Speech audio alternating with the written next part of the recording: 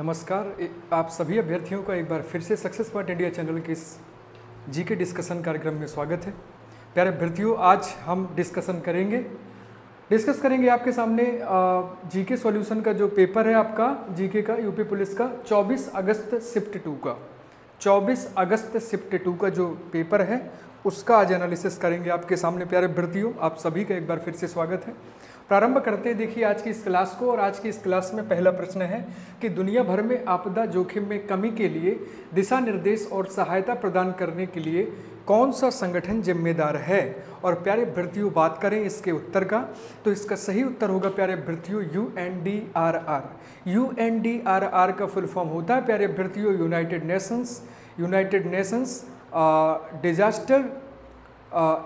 Nation disaster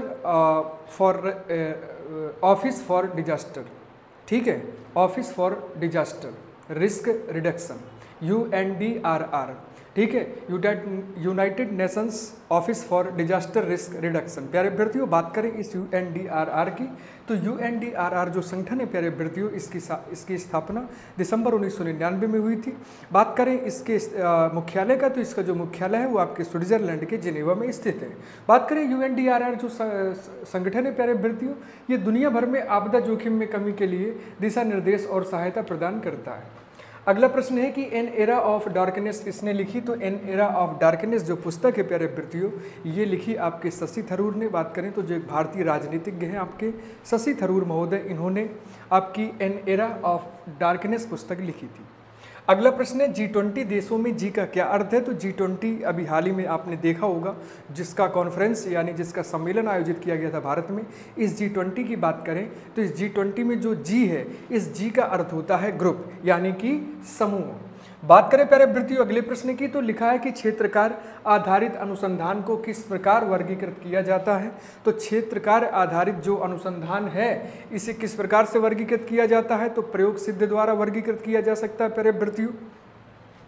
पूर्व राष्ट्रपति doctor Abdul Kalam की जो योजना थी जिसे पूरा PURA योजना कहते हैं, ये योजना किसे संदर्भित करती है प्यारे अभ्यर्थियों। तो बात करें तो जो पूरा योजना है इस योजना का संचालन प्यारे अभ्यर्थियों 26 जनवरी 2003 में प्रारंभ किया गया था माननीय पूर्व राष्ट्रपति अब्दुल कलाम जी के द्वारा। बात करें इसका उद्देश्य है कि ग्रामीण क्षेत्रों में शहरी सुविधाओं का प्रावधान करना। ग्रामीण क्षेत्रों में शहरी सुविधाओं का प्रावधान करना जैसा कि नाम है, ठीक है, पूरा योजना, ठीक है। अगले प्रश्न पर आते हैं, बाजरे का सबसे बड़ा उत्पादक राज्य कौन सा है। तो बाजरा का सबसे बड़ा जो उत्पादक राज्य है वो आपका प्यारे अभ्यर्थियों राजस्थान है। बात करें अगले प्रश्न की, नरौरा परमाणु विद्युत संयंत्र उत्तर प्रदेश के किस जिले में स्थित है। तो नरौरा परमाणु विद्युत संयंत्र उत्तर प्रदेश के आपके बुलंदशहर क्षेत्र में, बुलंदशहर जिले में स्थित है प्यारे अभ्यर्थियों। बात करें तो फर्स्ट यूनिट इसकी 1991 में स्थापित की गई थी, वहीं इसके सेकंड यूनिट की स्थापना 1992 में की गई। बात करें प्यारे अभ्यर्थियों तो NPCIL द्वारा इसका मतलब कि इसको संचालित किया जाता है। और नरौरा जो परमाणु विद्युत संयंत्र है वो उत्तर प्रदेश के बुलंदशहर जिले में स्थित है। अगला प्रश्न, यूनाइटेड किंगडम की जो आधिकारिक मुद्रा है वो क्या है। तो यूनाइटेड किंगडम की जो आधिकारिक मुद्रा है वो है आपकी पौंड स्टार्लिंग। पौंड स्टार्लिंग की बात करें प्यारे अभ्यर्थियों तो भारतीय करेंसी से इसकी अगर तुलना करें, अगर कंपैरिजन करें तो जो भारत का 1 रुपये है वो पौंड स्टार्लिंग में बात करें तो 110 रुपये का, ठीक है, 110 रुपये 83 पैसे का, ठीक है।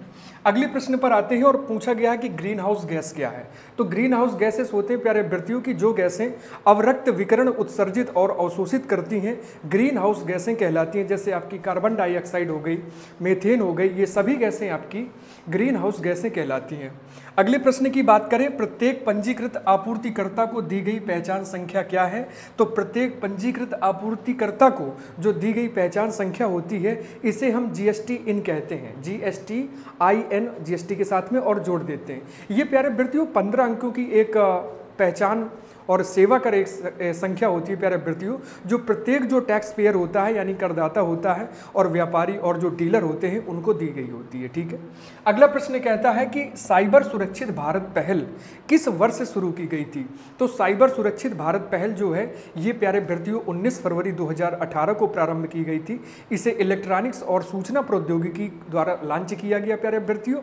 बात करें तो साइबर अपराध के बारे में जागरूकता मतलब कि फैलाने के लिए, साइबर अपराध के बारे में लोगों के बीच एक जागरूकता पैदा करने के लिए इस पहल का शुभारंभ किया गया। किस दिन को अंतर्राष्ट्रीय शांति दिवस के रूप में मान्यता प्राप्त है? तो आप सभी को पता होगा कि 21 सितंबर को हम अंतर्राष्ट्रीय शांति दिवस के रूप में मनाते हैं, जिसकी स्थापना 1981 में संयुक्त राष्ट्र महासभा द्वारा विश्व शांति के उद्देश्य के लिए की गई थी। अगला प्रश्न है, भारत की पहली महिला प्रधानमंत्री कौन थी? तो भारत की पहली महिला प्रधानमंत्री थी आपकी इंदिरा गांधी, जिन्होंने 21 जनवरी 1966 में अपने इस पदभार को संभाला था और 1977 तक इन्होंने भारत के प्रधानमंत्री के पद पर इन्होंने क्या है कि ये आसीत रही। कौन सा भारत में सबसे बड़ा खाद का उत्पादक है प्यारे अभ्यर्थियों? तो इफ्को आपने कंपनी सुनी होगी, ठीक है। इफ्को कंपनी है जिसे Indian farmers fertilisers cooperative limited के नाम से जानते हैं। इस इफ्को कंपनी जो है ये भारत की सबसे बड़ी खाद्य उत्पादक कंपनी है, जिसकी स्थापना 3 नवंबर 1967 को की गई थी। बात करें इसके मुख्यालय की, तो इसका मुख्यालय आपका दिल्ली में स्थित है। मानव अधिकार संरक्षण अधिनियम कब लागू किया गया था? तो मानव अधिकार संरक्षण अधिनियम प्यारे अभ्यर्थियों आपका 28 सितंबर 1993 को लागू किया गया था। 28 सितंबर 1993 को लागू होने वाले इस मानव अधिकार संरक्षण अधिनियम के अंतर्गत 12 अक्टूबर 1993 को नेशनल ह्यूमन राइट्स कमीशन यानी NHRC की स्थापना की गई थी। क्लियर हुआ? अगले प्रश्न पर आते हैं, भारत में कैशलेस अर्थव्यवस्था को भारत सरकार की किस पहल के साथ बढ़ाया गया था? तो ये बढ़ाया गया था आपके डिजिटल इंडिया पहल के साथ। डिजिटल इंडिया की बात करें प्यारे अभ्यर्थियों, इसकी शुरुआत आपकी जुलाई 2015 में माननीय प्रधानमंत्री श्री नरेंद्र मोदी जी द्वारा की गई थी। बात करें तो इसके उद्देश्य ऑनलाइन सेक्टर है, तो ऑनलाइन आधारित संरचना के साथ साथ अन्य चीजों को भी बढ़ाना और सुविधा देना, ग्राहकों तक अपनी सुविधाएं पहुंचाना इसका प्रमुख उद्देश्य रहा था। किस प्राचीन भारतीय ग्रंथ को आयुर्वेद का विज्ञान कहा जाता है? तो यहाँ पे आपका सही उत्तर होगा चरक संहिता। चरक संहिता को जो स्वयं चरक ने लिखी थी। चरक की बात करें तो इतिहास में इनका वर्णन कनिष्क के शासनकाल में माना जाता है। भारतीय संविधान के किस अनुच्छेद में पंचायतों की स्थापना का प्रावधान है? तो भारतीय संविधान के अनुच्छेद 243 के उपबंध ख के अंतर्गत पंचायतों के गठन से संबंधित मतलब कि प्रावधान किया गया है। प्यारे अभ्यर्थियों, भारत में जो पंचायती राज व्यवस्था है ये त्रिस्तरीय पंचायती राज व्यवस्था देखने को मिलती है। क्लियर हुआ? अगले प्रश्न पर आते हैं, किस दिन को विश्व मौसम विज्ञान दिवस के रूप में मनाया जाता है? तो 23 मार्च को प्यारे अभ्यर्थियों विश्व मौसम विज्ञान दिवस के रूप में मनाते हैं। 23 मार्च 1950 को विश्व मौसम संगठन संयुक्त राष्ट्र के एक विभाग के रूप में स्थापित हुआ तथा जिनेवा में इसका मुख्यालय रखा गया था। ठीक है, यानी कि इसका मुख्यालय कहाँ पर है? विश्व मौसम विज्ञान संगठन का मुख्यालय आपका जिनेवा में स्थित है। क्लियर हुआ? अगले प्रश्न पर आते हैं और कहता है कि SAC कोड में कितने अंक होते हैं? तो SAC जो कोड होता है, सबसे पहले देखते हैं SAC क्या है। तो SAC का मतलब होता है सेवा लेखा कोड। सेवा लेखा कोड होता है और इसका जो उपयोग है ये वस्तुओं के बजाय सेवाओं को वर्गीकृत करने के लिए किया जाता है। इस SAC कोड में प्यारे अभ्यर्थियों 6 अंक होते हैं। क्लियर हुआ? अगला प्रश्न कहता है, भारत के लौह पुरुष के रूप में किसे जाना जाता है? तो सरदार वल्लभ भाई पटेल को लौह पुरुष के नाम से जाना जाता है। जो सरदार वल्लभ भाई पटेल थे, इन्हें बारदोली सत्याग्रह के आंदोलन के दौरान वहाँ की महिलाओं ने सरदार की उपाधि से सम्मानित किया था। भारत ने ब्रिटिश शासन से किस वर्ष में स्वतंत्रता प्राप्त की? बिल्कुल एकदम सिंपल सा प्रश्न है। भारत ने ब्रिटिश शासन से 1947 में स्वतंत्रता प्राप्त की थी। अगला प्रश्न है, 1997 में अपनाई गई किस अंतरराष्ट्रीय संधि का उद्देश्य रासायनिक हथियारों के भंडारण और प्रयोग को समाप्त करना है? और इसका सही उत्तर होगा रासायनिक हथियार सम्मेलन। रासायनिक हथियार सम्मेलन जो एक संधि थी, ये एक अंतरराष्ट्रीय संधि थी और इस अंतरराष्ट्रीय संधि का जो उद्देश्य था वो रासायनिक हथियारों के भंडारण तथा रासायनिक सशस्त्रों का जो प्रयोग है इस पर क्या था कि बिल्कुल लगभग इसको समाप्त करना था। जम्मू और कश्मीर में वॉर अगेंस्ट वेस्ट के लिए राजदूत के रूप में सितंबर 2023 में किसे नामित किया गया था? तो कैप्टन बाना सिंह थे। आपने नाम सुना होगा कैप्टन बाना सिंह। किसी अन्य किताब पुस्तक या अन्य स्रोत में से कैप्टन बन्ना सिंह के नाम से जाना जाता है। तो कैप्टन बाना सिंह जो थे वॉर अगेंस्ट वेस्ट के लिए जम्मू कश्मीर में एम्बेसडर के रूप में सितंबर 2023 में नामित किए गए थे। कोशिका में राइबोसोम का मुख्य कार्य क्या है? ये प्यारे अभ्यर्थियों आपके साइंस से रिलेटेड क्वेश्चन है। तो कोशिका में राइबोसोम का जो मुख्य कार्य होता है वो होता है प्रोटीन का संश्लेषण करना। बात करें तो राइबोसोम जो अपनी जीवित कोशिकाओं में एक बड़ी संख्या में मौजूद होते हैं। साथ ही साथ बात करें तो ये क्या है कि एक साइट के रूप में काम करते हैं और साइट के रूप में काम करने के साथ साथ प्रोटीन का संश्लेषण भी करते रहते हैं।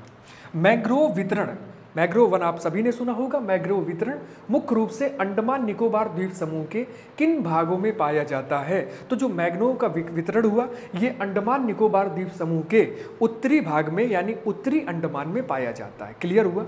अगला प्रश्न कहता है NOAA का मतलब क्या है?